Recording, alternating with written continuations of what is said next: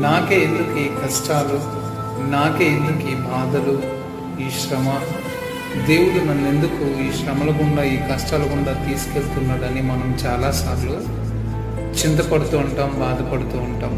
కానీ దేవుడిచ్చిన ఆనందాన్ని బట్టి దేవుడు నాకు ఎందుకు ఎంత సంతోషాన్ని ఇచ్చాడు, నన్నే ఎందుకు దేవుడు ప్రేమిస్తున్నాడు, నాకెందుకు ఈ ఆశీర్వాదం ఇచ్చాడు, ఏనాడు కూడా క్వశ్చన్ చేయడు.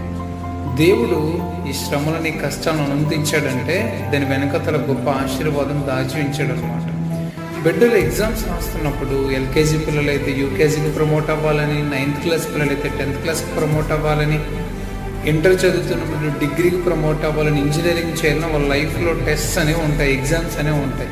నిన్ను ప్రమోట్ చేయడానికే దేవుడు నీ జీవితంలో పరీక్షలు అనుమతిస్తాడు. కానీ నీ మీద కోపమో లేకపోతే నీ మీద పగ సాధించాలన్న దేవుడు ఎప్పుడు కూడా నీ జీవితంలో శ్రమలు అనుమతించడు. ఆయన నీ తండ్రి, నీ మేలు కొరకే